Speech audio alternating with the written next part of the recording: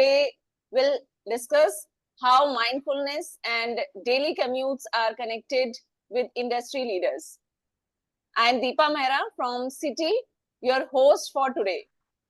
As a passionate yoga and meditation enthusiast, I am excited to explore these topics with you. Our mission at City is to create a stress-free life for everyone in the ecosystem. We offer managed mobility services to ease the burden on facility heads by handling non-core transport functions.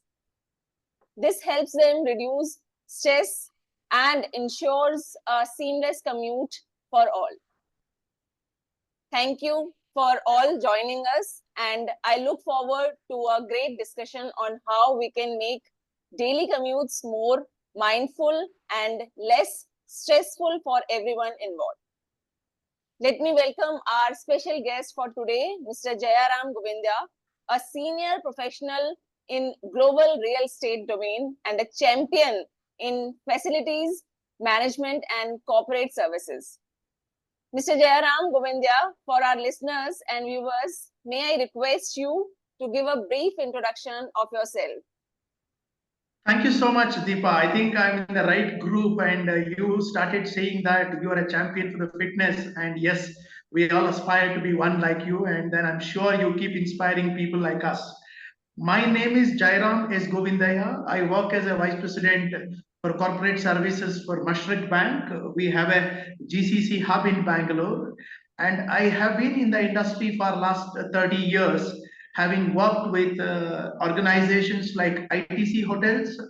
Then my second stint was with a Swedish multinational called Volvo.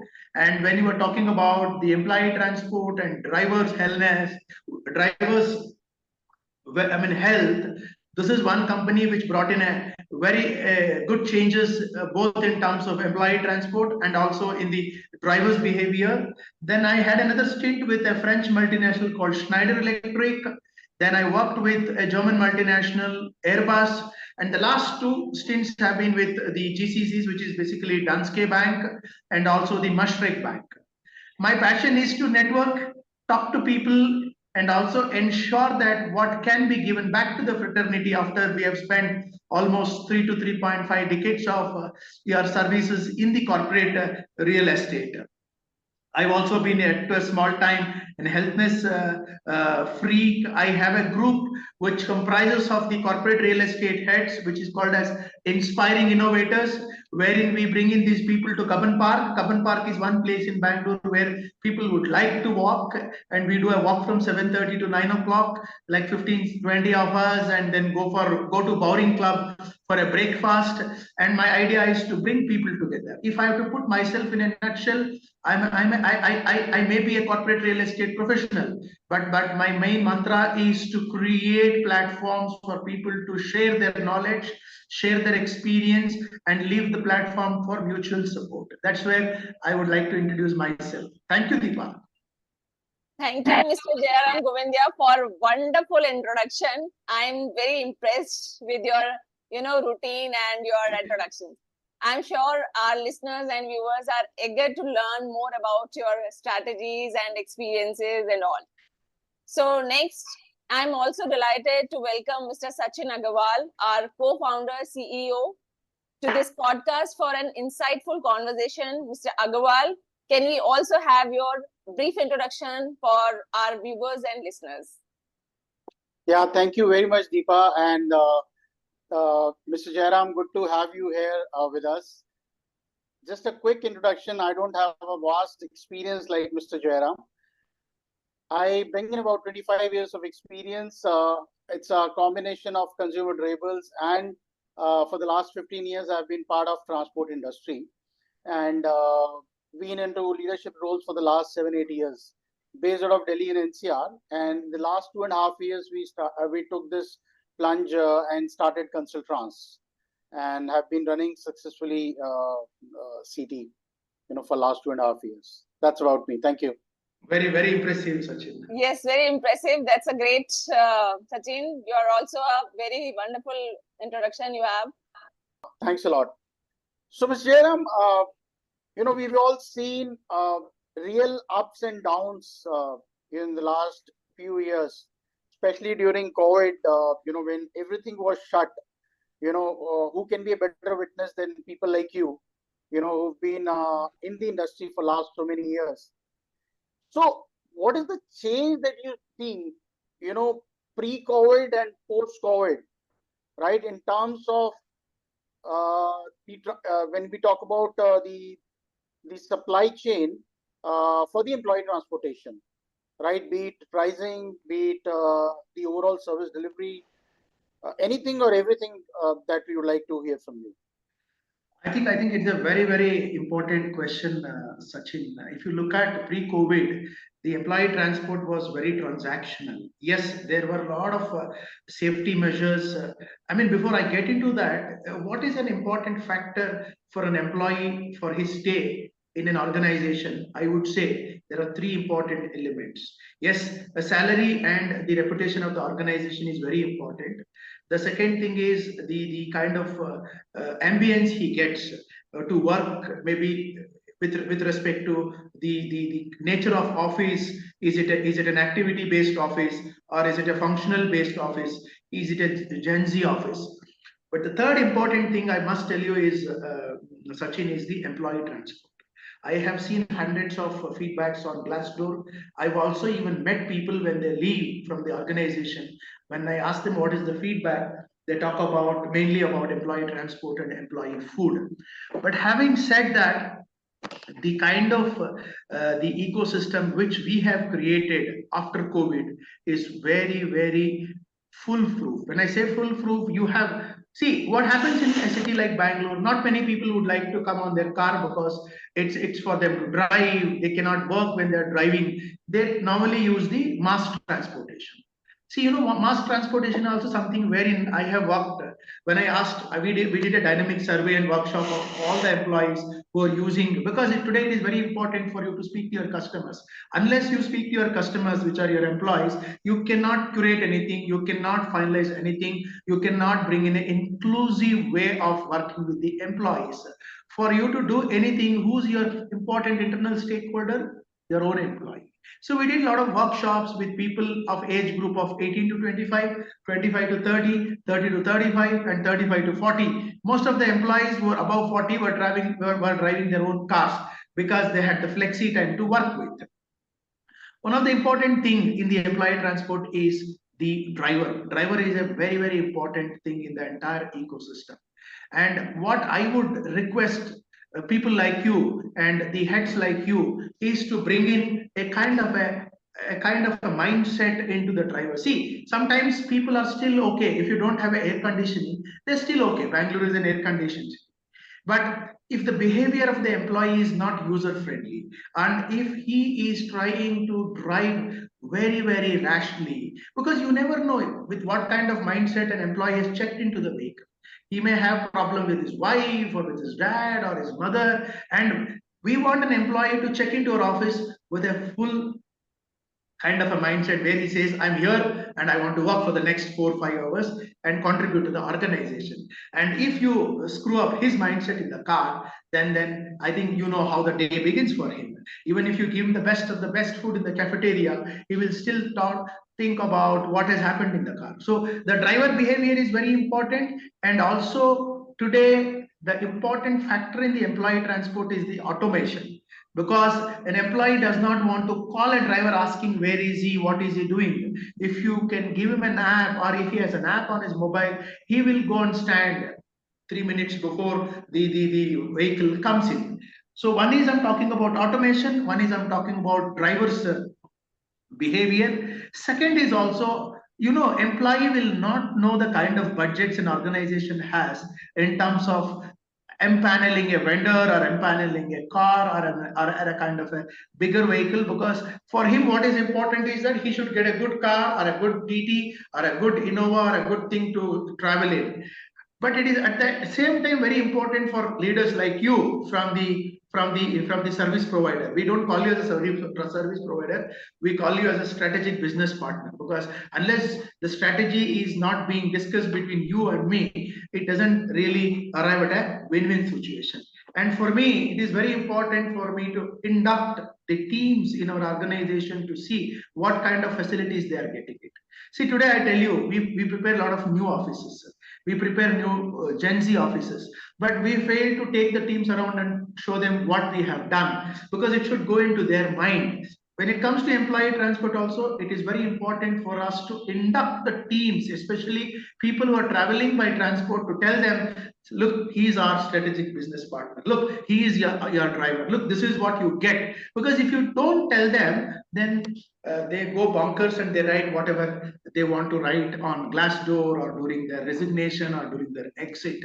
Employee transport is a very, very aspect of any organization when it comes to create an employee experience. Fantastic, fantastic. Very, very insightful, Mr. Jayaram. I think you've given us a 360-degree view of the entire transport services, be it the entire ecosystem. I think you've covered, be it an employee, be it the driver, be it the company, the facility heads, the leadership. The most important aspect here is to note that an employee starts his day with a car, or with a vehicle, right? So that experience is very, very important. And as you rightly said, before he or she gets into an office, he has already had probably 1.5 hours of travel, right? And which has to be a great experience for him to or her to be productive. Absolutely.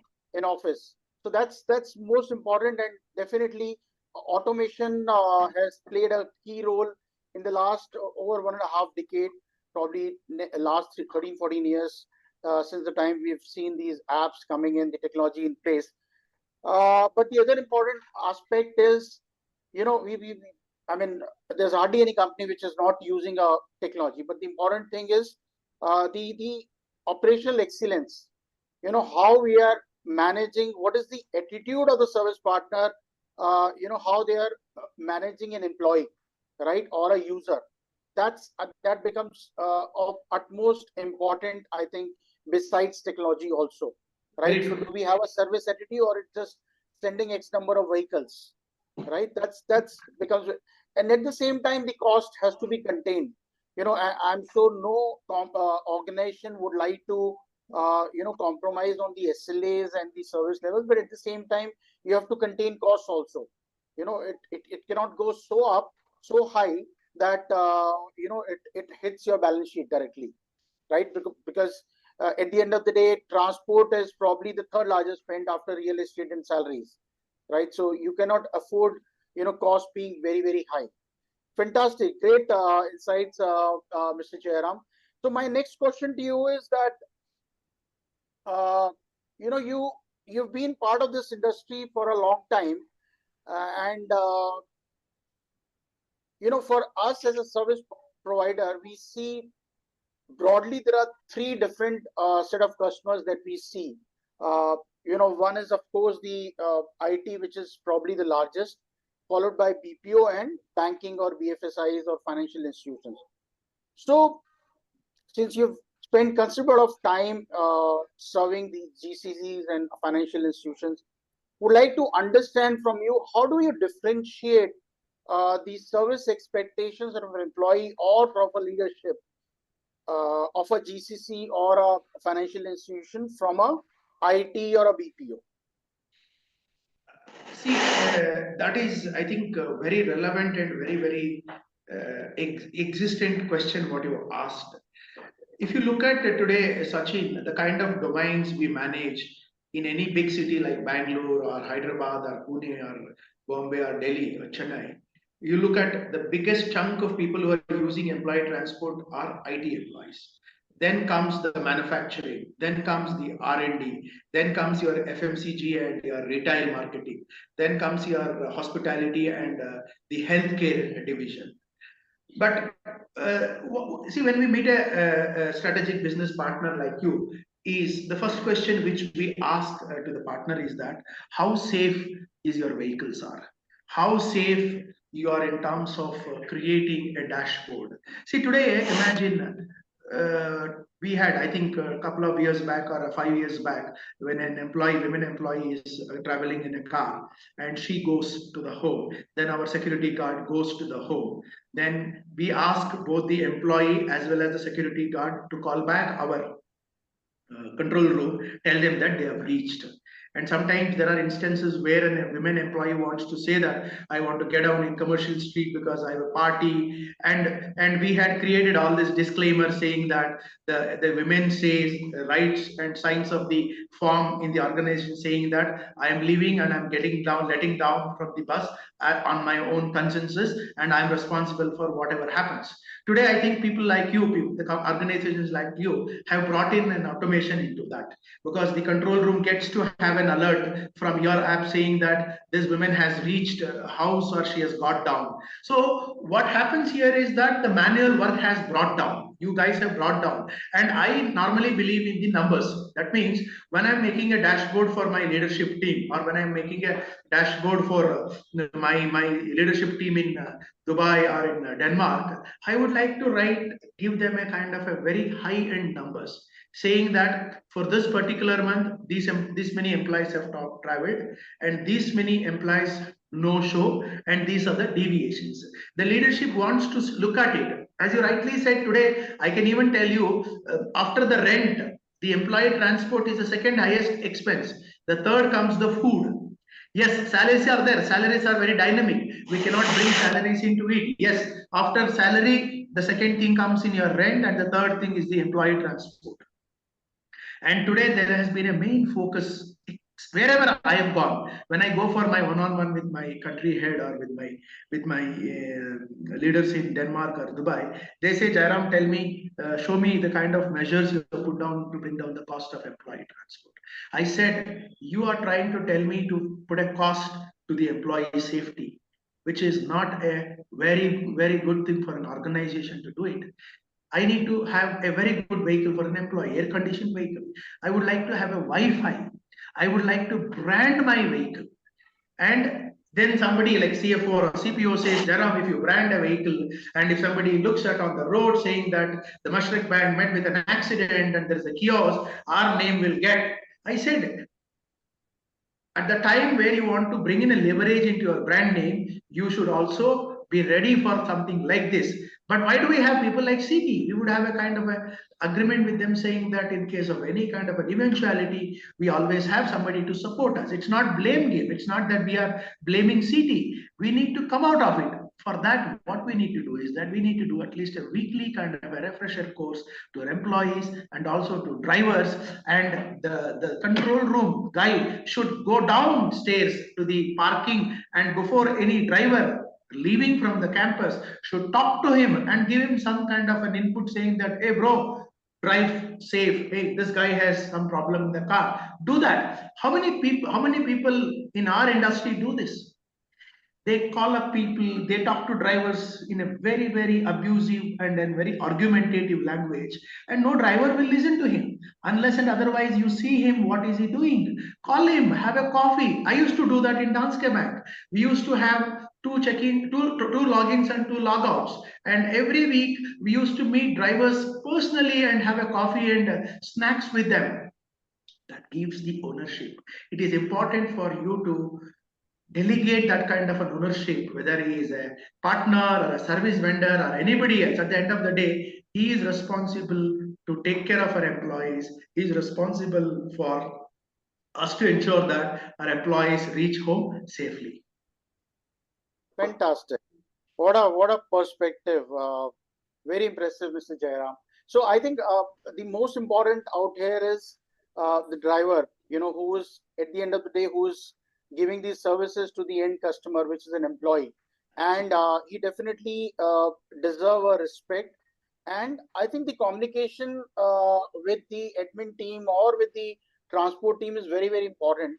And the involvement, it should not just be, as you rightly said, it should not just be restricted to phones or WhatsApp or the technology.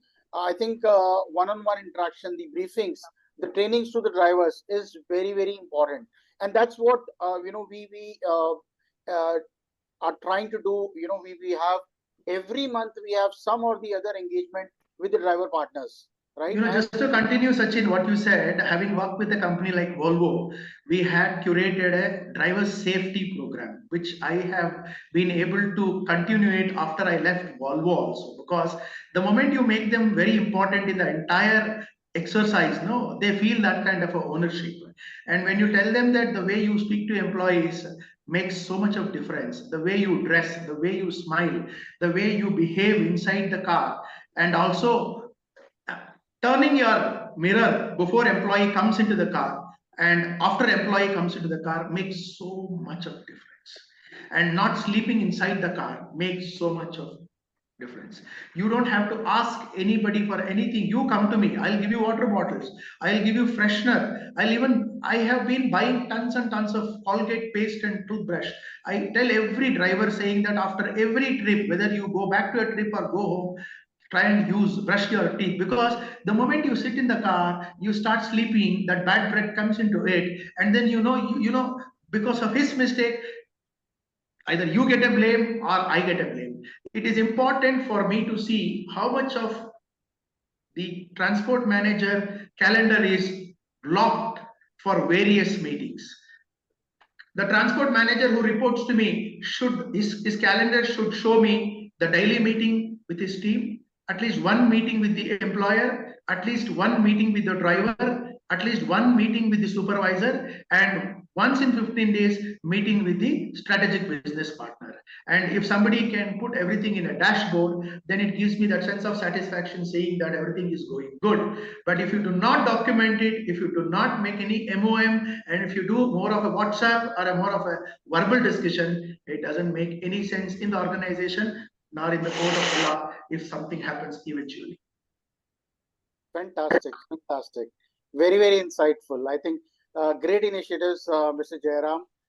Wherever you've been, and we've been following you over social media, and we keep meeting in various conferences. I think great insights. Thank you very much.